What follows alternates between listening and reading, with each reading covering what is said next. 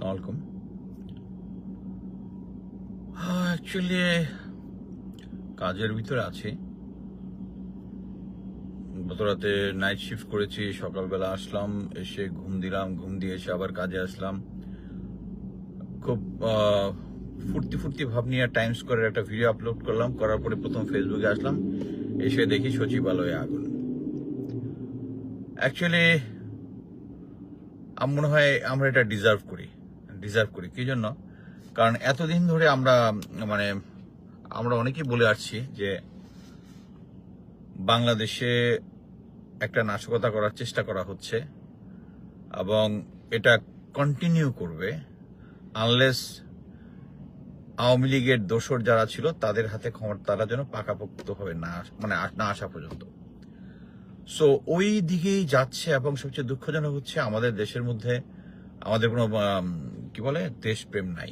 Simple, এটার কোনো shortcut নাই। আমাদের মধ্যে কোনো অ্যাকচুয়ালি দেশপ্রেম নাই। দেশপ্রেম থাকলে আমরা জেনে বুঝে এখন যারা এগুলা করতেছে, ভারতের আর আমাদের এখানে তাদের লোক দিয়ে নাশকতা করাইতে হয় না। এখানে আমাদের লোকজনই আমাদের নিজেদের দেশের 12টা বাজিতে এখন ওস্তাদ। গোয়েন্দা সংস্থায় যারা আছে, সিনিয়র যে সমস্ত অফিসাররা আছে যারা গুম খুনের সাথে জড়িত, অ্যাকচুয়ালি তারা এটার সাথে জড়িত, যেহেতু গুম খুন করে ইয়ার সাথে যে নামগুলা বের হয়েছে এবং এটাই তাদের মোটামুটি তাদের অবস্থা কাহিল করে দিছে। এবং এটার পরেই তারা ডেসপারেট যে বাংলাদেশে একটা অস্থির পরিস্থিতি সৃষ্টি করবে, পাবলিক চিল্লাচিল্লি করে বলবে যে আমাদেরকে কি বলে সেনা শাসন দেন, আর সে সেনা শাসন দিলে সেই পুরনো অফিসার যারা আছে, যারা শেখ হাসিনার দোসর, যাদেরকে জেনারেল ওয়াকার রেখে দিচ্ছে, তারা আবার দেশটা চালাবে। আমি মোটামুটি গ্যারান্টি দিয়ে বলতেছি এইটাই এই দিকেই যাচ্ছে। আপনি একটা জিনিস চিন্তা করেন, আমি আরেকটা জিনিস ফাইন্ডিং আমি ভাবছিলাম যে আরো পরে বলবো জিনিসটা। এই যে আমরা কয়েকদিন আগে কন্টিনিউয়াস চিল্লাইলাম না যে কমিশন, এই বিডিআর বিদ্রোহ নিয়ে গুম কোন নিয়ে কমিশন হইতে হবে, কমিটি হবে না। বিক্রম মিশ্র আসলো, এসে সেনা প্রধানের সাথে দেখা করলো, আউট অফ এভরিথিং। তারপরে আবার দেখা করা আসার পরে এরপরে দেখলাম যে এই কমিশনটা হবে না, এখন হবে। সবচেয়ে দুঃখজনক হচ্ছে যে সিনিয়র লিডারশিপ, রিটায়ার্ড লিডারশিপ যারা প্রশাসনের সাথে বসেছে, তাদের 2 জন আমাকে কল করেছে, আর 2 জন সাংবাদিক আমাকে কল করে বলল যে ভাই আপনারা যে এত দৌড়াদৌড়ি করতেছেন এই পিলখানার ঘটনা নিয়ে, বাট এটার ভিতরে যে অবস্টাকল যেটা, এটা তো ভাই আসিফ নজরুল না, আইন মন্ত্রণালয় না, এটা আপনাদের লোক। অবশ্য আমাদের লোক মানে লেফটেন্যান্ট জেনারেল হাফিজ, যিনি জেনারেল ওয়াকারের রিকমেন্ডেশনে ইয়া হয়েছেন, কি বলে ডিফেন্স উপদেষ্টা হয়েছেন, ডিফেন্স অ্যাডভাইজার হয়েছেন, এবং লেফটেন্যান্ট জেনারেল জাহাঙ্গীর যিনি স্বরাষ্ট্র উপদেষ্টা আছে, এবং ব্যাকগ্রাউন্ড হচ্ছে জেনারেল ওয়াকার। এরা 3 জন মিলে চেষ্টা করতেছে এই কমিশন, এতদিন করতেছিল যে কমিশন যেন না হয়, শেষ পর্যন্ত করেছে, কিন্তু প্রতিটা জায়গার মধ্যে সে বাধা দেওয়ার চেষ্টা করতেছে। আপনি কোথায় যাবেন এখন? জেনারেল ওয়াকার ভালো মতোই জানে যে 25 ফেব্রুয়ারিতে 2009 সালে উনি নিজেই ওখানে ছিল। He will be subject to this court.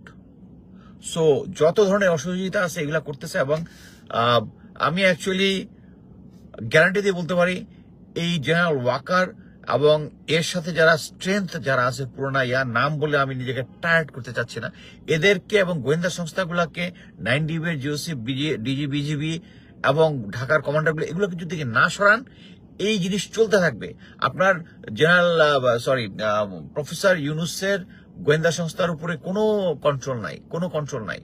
যারা কন্ট্রোল করতেছে সব আওয়ামী লীগের দোষ, সব। NSI তে তো মানে কয় হাজার সব ছাত্রলীগের লোকজন এখানে জয়েন করছে, আর যারা এখন পর্যন্ত আছে, ডিজি চেঞ্জ হয়েছে, বাট এখন পর্যন্ত যারা আছে তারা সবাই আওয়ামী লীগের লোক। ডিজিএফআই এর সেম জিনিস। তো আপনি মানে একটা কথা হচ্ছে, অনেক আগে একটা জিনিস কথা, হাত পা বাহিন্দা চৌদিকে ফালাই দিয়ে বলতেছে আপনি সাঁতার কাটেন, বাংলাদেশ সাঁতার কাটতে পারবেন না, ডুবে যাবে। সিম্পল। এই জিনিসগুলো যদি ব্যবস্থা যদি না করেন, বাংলাদেশের কোনো হোপ নাই। এই যে দেখেন আমাদের বিজ্ঞানী আইটি বিজ্ঞানী জয় ওখান থেকে বললো যে আমাদের পরিবারের ইয়ার কোনো প্রমাণ নাই। সো প্রমাণ কোথায় আছে? সচিবালয়ে। যে সমস্ত টেন্ডারের মধ্যে যেগুলো জিনিস হয়েছে, আগুন লাগাই দিচ্ছে সাথে সাথে। সো এখন অ্যাকচুয়ালি বাংলাদেশে তো আমি ভাবলাম বাংলাদেশের জন্য কথা বলে কোনো লাভ নাই, কারণ আমরা তো বলেই যাচ্ছি কিন্তু কোনো পরিবর্তন হচ্ছে না এবং হওয়ার কোনো সম্ভাবনা দেখি না।